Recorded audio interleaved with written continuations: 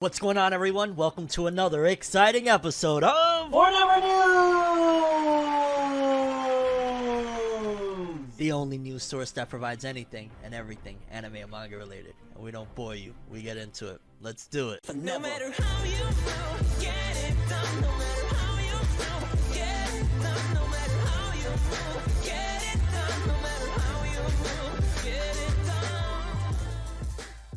Okay, people, welcome back to another episode. As always, you already know 65% of people watching right now aren't subscribed. You can change that right now by clicking that subscribe and that bell button so that you can get notified whenever we drop a new episode of FORNEVER News. We drop Monday through Friday, and then on the weekends we talk anime and manga. We do discussions, we do reviews, all sorts of really fun stuff. So I highly encourage you to click that subscribe button and that bell. What are you waiting for, fam? Let's join hands. Okay, let's not join hands, but yeah. I don't want to waste any more of your time. I'm ready to talk some stories. Let's do it, baby. Okay, people, and first story of the episode, it brings me back. I'm not gonna lie. It brings me back to a story I heard that was somewhat similar, maybe a little bit more extreme than this one, from a voice actor from Dragon Ball Z, because, well, this one in particular, this story is regarding the voice actor of Eren Yeager from Attack on Titan, and something recently that happened to him while recording the latest episode of Attack on Titan, where apparently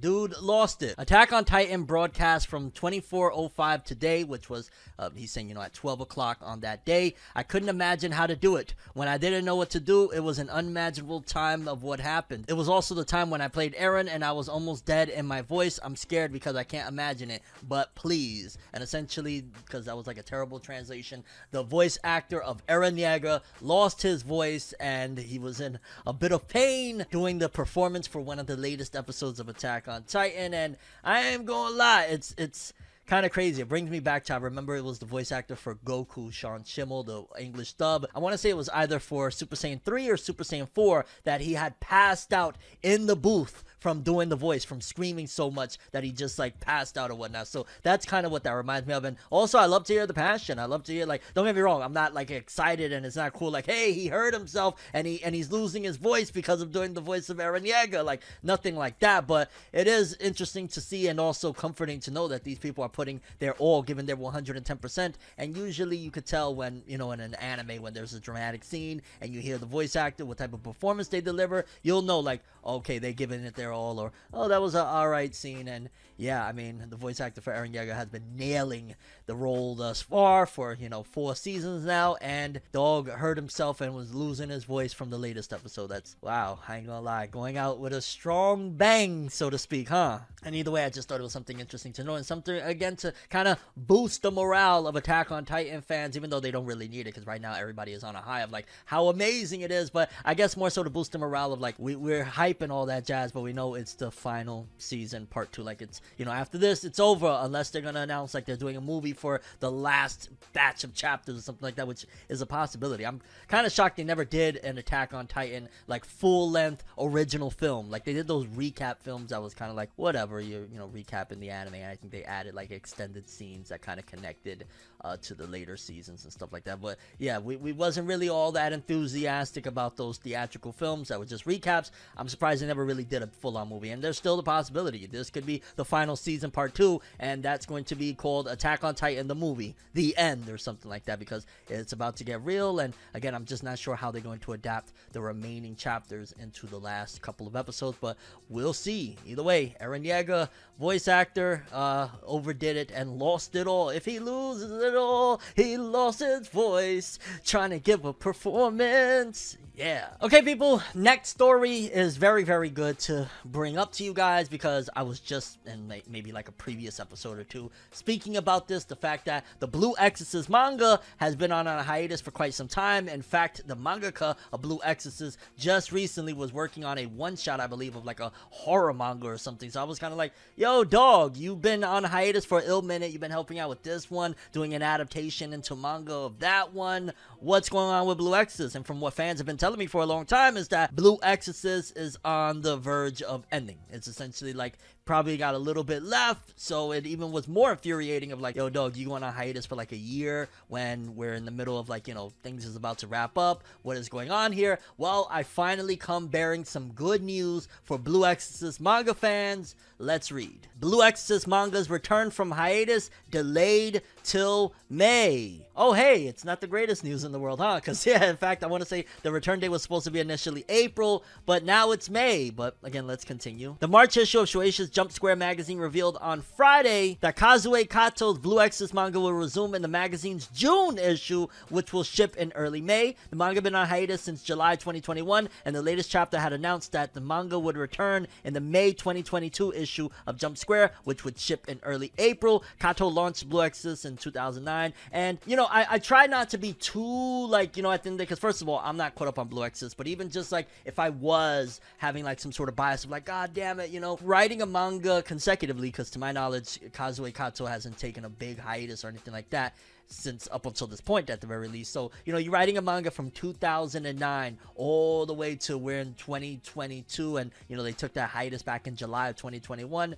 Yeah, you know, you working 12 years. Is that 12 years? I want to say it's like 12 years. You want a break. You want a break, and you want it bad. And yeah, she didn't even really take a break, which I want to say Kazue Kato is a female. Forgive me if I'm wrong on that. But you wanted a break, and ultimately, you know, you didn't even really take much of a break, because at the end of the day, you were still doing other things. So maybe it was a mental break of having to see these characters over and over again. Like, we watch and we read these manga, you know, once a week. But imagine staring at these drawings 20 hours a day every day for 12 years. You would go freaking insane. So yeah, if it helped, hopefully it did, and Blue Exorcist fans can look forward to reading the next chapter of Blue Exorcist in the May or the June issue that releases in May. So essentially you will get the next chapter of Blue Exorcist in May, and it's a bittersweet feeling, because again, it's coming back so that it can end. But at least we got some confirmation, right? At least there's finally some confirmation that the Blue Exorcist manga is in fact returning. It's just a little bit longer, and again, I try not to be upset, because yo, the author didn't even really get to freaking take a break to begin with, but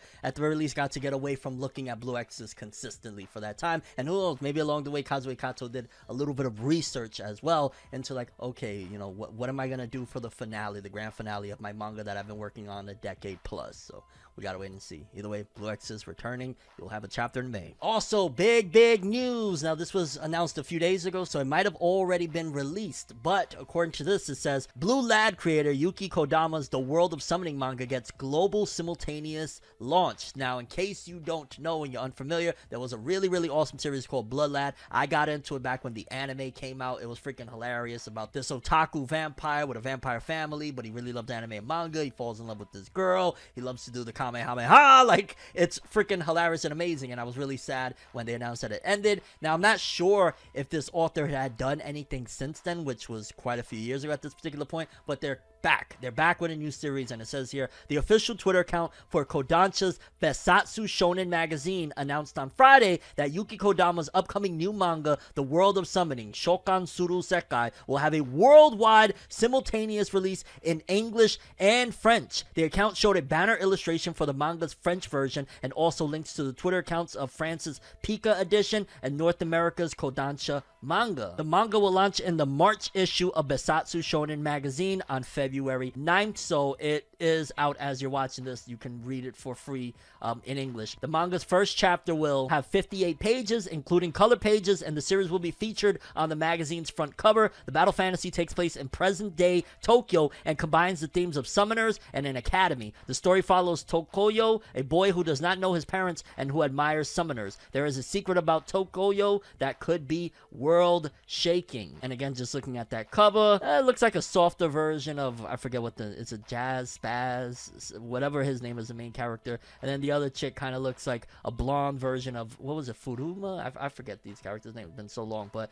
I'm a little bit intrigued. I'm not a big fan of the academy aspect. Like, that's something, as I'm getting older, I'm just like, I'm not all that excited to see characters at a school setting, so there's that. But the art looks pretty good, and again, the fact that it was on the cover of Shonen Besatsu, that's dope too. Besatsu Shonen magazine. Again, they're throwing everything at the table. Attack on Titan, the manga's been over for a little bit now, now. So they put, Magi creator Orient's new work in there. They got the Blood Lad creator's new work. They're throwing that in there. So they're trying to pad it out to allow this magazine to stand. Will it stand? We'll see. That remains to be seen. But yeah, Blood Lad creator's new manga, and it's going to be available in English. In fact, right now you can probably go look it up. If I can find it, I'll link it in the description so you can go read it if you're a fan of Blood Lad or Yuki Kodama in general. His new manga available in English now. Okay, people, next up we got more insight into the upcoming episodes of the Boruto anime. I want to say it was a few episodes now that we had announced that, hey, these are the episode titles for the upcoming episodes. Now we actually have full-on synopsis so we can see what's going to be happening. I'll keep it real. I haven't been the most enthusiastic, especially more recently with the Boruto anime. It's starting to go down a route of like, more so on the miss than the hit personally for me. But let's see, maybe these next few episodes will shake things up. We got, for starters, and this is all courtesy of Organic Dinosaur over on Twitter, shoutouts to them, summary for Boruto Anime Ep 236 Escape, which is broadcasting next week on February 13th. While Boruto and his teammates were on guard around Doto Island, a huge mobile fortress suddenly appeared right in front of their very eyes. Boruto, Kawaki, and Buntan then sneak into the mobile fortress together in order to gather intel based on Kagura's orders. There, the three of them witness the sheer inhumanity of Tenma. Tenma is the second adopted son of Aromi, who is the head of the Funato clan. Meanwhile, Denki and the others from Team 5 have managed to join up with Sarada and Mitsuki. By cooperating with Team 5, they then began an operation to extract everyone from the island. So, yeah, they're on their, I don't want to say their anime only, their anime canon journey is continuing on, and I guess I gotta just keep on stressing it. I know Boruto fans don't really like to hear this, but I think that the best thing that this is doing is just giving even more so validity to Kawaki as a character, Kawaki in this verse. Like, yeah, in the manga, which they did do a decent job of having him around the village and doing things in the village, but the anime is more so stapling, and now that I think about it, it actually is adding a lot of credibility to Kawaki when he says those words eventually that the era of shinobi is over. Well, he was a full-blown shinobi. If you watch these anime canon episodes, he's going on missions, he's going on quests, so he has more of a stake in talking about the shinobi world than somebody that was just around shinobi. No, he's actually a shinobi, so we got to keep that in mind. Then we got episode 237, the mobile fortress, broadcasting on February 20th. A powerful weapon has been installed on the mobile fortress. It creates a hazard to not only everyone on the island, but also to Sarada and her comrades from Konohagakure. Their team is trying to hasten the evacuation in order to get everyone out of harm's way. Meanwhile, Kagura, Hebichigo, and Fuefuki Koho act as reinforcements and arrive at Boruto, Kawaki, and Butan's location. In order for Boruto and his comrades to be able to protect everyone, they have to destroy the weapon somehow. However, Tenma is now standing in their way. A battle then breaks out between them. During this time frame, the weapon is still getting prepared for activation and use. In the end, will Boruto and his comrades be able to protect everyone from the impending threat? The mobile fortress, again, sounds action-packed, and like if you're really entrenched in what's going on with this arc, that might be something up your alley. And then episode 238, the ship of the bloodthirsty killer. A murder case suddenly springs up on the ship that was slated to transport the people who were extricated from Dodo Island to a safe place. Based on the condition of the corpse, there was some suspicion that Kyoho was the culprit. However, he truly denied any knowledge or involvement in it. Nevertheless, there wasn't any conclusive evidence that he wasn't the murderer either. But at any rate, Kagura wants to trust Kyoho. He then assigns Boruto and Yuino Iwabe to monitor their suspect, Kyoho. Meanwhile, the other members of the team get split into different groups. They will be searching for clues that could potentially indicate that there is another culprit among them. Just then, Kawaki notices something, that he's an anime-only canon episode.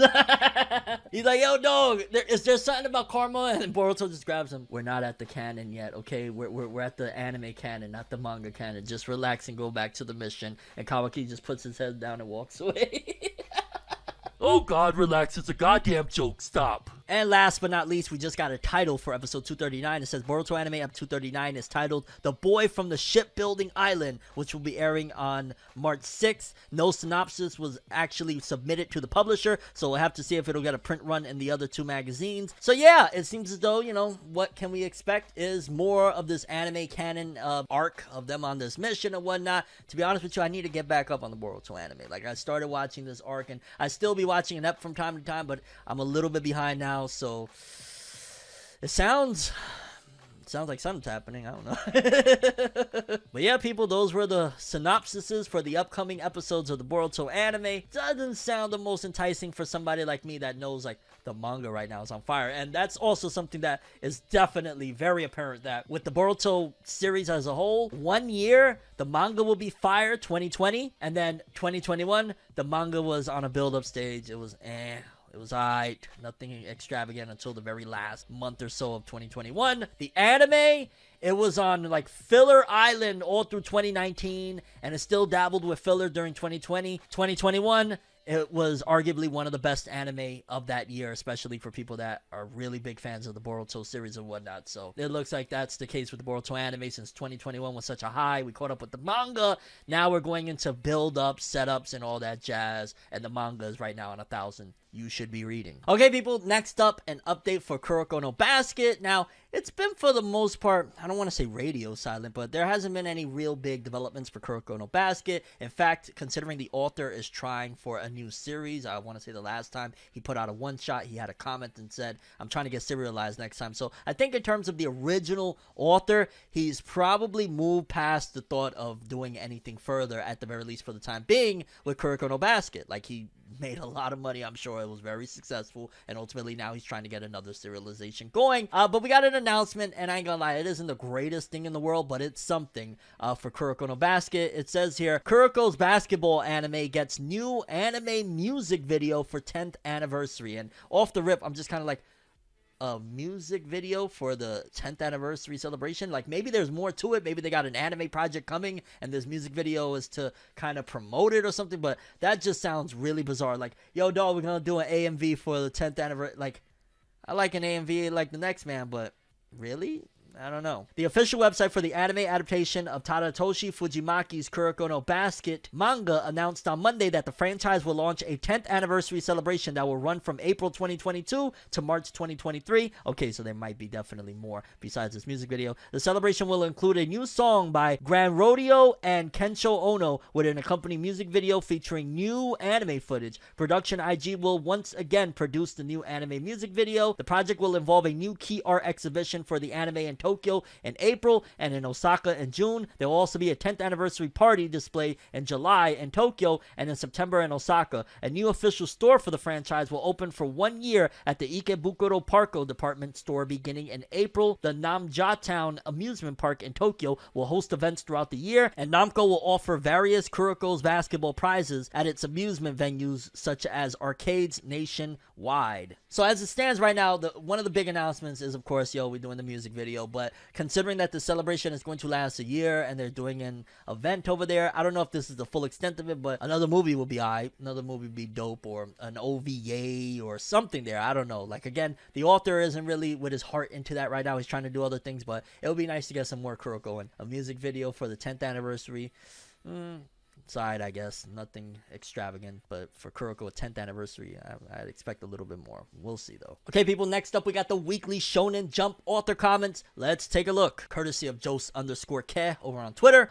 For starters, we got Eiichiro Oda, creator of One Piece. I'm a bit late, but I saw Earwig and the Witch. Isn't Aya cute? What a great anime. I don't think I've seen that one, so yeah. Then we got Gege Akutami, author of Jujutsu Kaisen. I recommended an artist without checking the news first. Sorry. Now, I want to say that there was something that an artist actually did something really bad, and that's what I think that Gege is referring to, because I want to say it was either the last comments or before that Gege had said something about an artist, and then I think some really disgusting news came out about that artist that I don't really want to dive into, but yeah, I think that's what Gege is referring to, and essentially Gege is trying not to get canceled out in these streets right now, like, yo dog, I know nothing, please leave me alone, I write Jujutsu Kaisen. Gege Akutami trying to avoid cancel culture.